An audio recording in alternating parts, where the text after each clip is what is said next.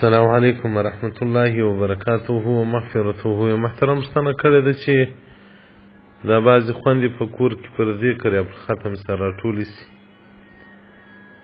نو دا د شرایطو نظره څخه څنګه دی؟ محترمه دا د خیر کار دی. د عباده بن سامت څخه روایت دی چې رسول الله صلی الله علیه وسلم څخه پوښتنه وسوه جماعت ټولۍ د ښځو چې دوی سره ټولېږي. رسول الله صلی الله علیه وسلم د دوی په راټولېدلو کې خیر نشته الا عند ذکر، ماسیا په وخت کې د ذکر چې سره راټولېږي. حدیث رقم 14702 صفحه 850 مجموع زواید جلد نمبر 10. نو محترمه لکه څنګه چې نارینه به د ذکر مجالس جوړي، د قرآن د تلاوت د درود ویلو، دغه رنګه ښځې مکلفې دي. د بده مرغه زموږ ښځې خو د سپین سرې تر ځوانې پر دریا سره راجمع کېږي، د غیبت پر مجلس باندې راجمع کېږي، یوه د خبرې پای کوي بله یې سر کوي، یوې خپل مېړه راغورځولی که غږېږي، بلې بیا د بل مېړه راغورځولی.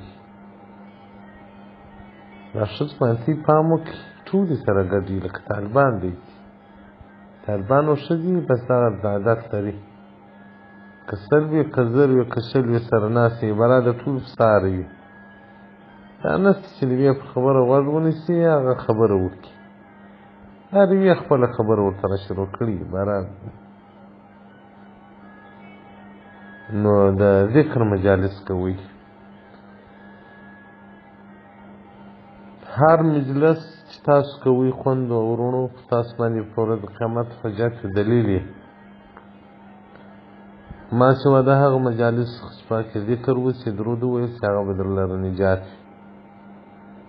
دا و زمانې ښځې خو یا پورته شمله د غیبت اشنایانې دي چې بس په هر چا کې دې وغږولې باره کې غږېږي. نو د حرم شریف کې دا مور چې ماچ ته بولې و الله جل جلاله دې زموږ حجونه ټول قبول کړي. دا زه به جناده شم بیا به سپین سرې پیدا سوي وي نورې، له کراچۍ راغلي دي، د هلمند راغلي دي، له کابله راغلي دي، څه وخت مو سره وپېژندل بیا به مې غږ پر وکړي. ما دا ځای د ګپو نه دی، دا د عبادت ځای دی. مانا به سپین سره ته ویل مولوي صاحب زویه ګپه نه کوو، پوښتنه سره کوو. ما دا پوښتنه نو نه سوه ګپه تی زما مور څه کوي، خوا د ناسته ده بلا مو ووایه چې په راټول سوي یاست. مور څخه مې بیخي ډېر ویل ما مور دا د طاعت د عبادت ځای دی، بس که دې ډېرې سرزخیرې زه د خبرو نه یم. موږ خو نارینه هم له خبرو ډک دي، ښځې هم ډک دي. ما په حرم شریف کې تلاوت قرآن عظیم شان کوی، پښتون راغی راته خبرنو د کوم ځایه، ما به تلاوت په زوره کوي ورته، قرآن به مې په زوره شروع کوي. په شک راڅه وخلي چې دا خو نه را سره غږېږي، نه ځای را ښیي چې د کوم ځای. بارانو د املا و قرآن کې ځای راته کښېښوی، دا دې ترجمه شته، ما ترجمه ورته وکول. بیا زه قرآن شریف په رکې رااړوم بیا بل ځای ګوته ونیوی، د دې معنا بیا مې هغه معنا ورته وکړه. دا د قرآن معنا خو نوم ثواب. باران شک راڅه وخت یې ګوري ولاړ شوی، ته خو د سړي سره نه غږېږې، د غیر راته ویل وایي ته خو د سړي سره نه غږېږې. نو زه الحمدلله د هغه مې عادت ورته کله کله به د پوښتنو په مابینځ کې ناست وم، یوه پوښتنه راڅه وکول نو خوله به یې له سوالو ډک وه. ها مولوي صاحب یا طالب یې ځوانه د کوم ځای؟ ما به دې په رګ کې ورته وکتل چې ته نو اوس ما څه کوې چې د کوم ځای؟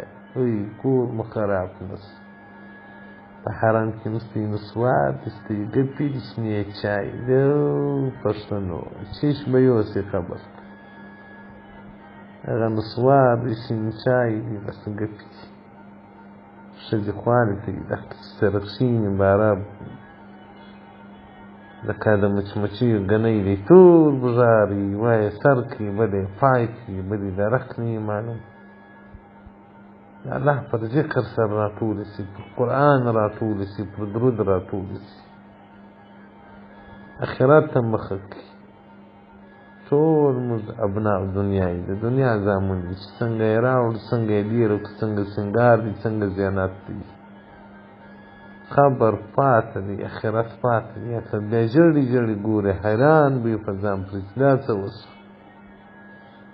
نو ښځې دې هم ذکر کوي، نارینه دې هم ذکر کوي، د ورقو مجلس پرېږدي، د کرمبوړو د چکو مجلس پرېږدي. ښځې هم دغه رنګه انسانانې دي لکه نارینه. دوزخ خو جنت ورلره په مخ کې دی. الله دې هر هغه څه رانصیب شي د جنت حجره جوړېږي. والسلام علیکم ورحمة الله وبرکاته.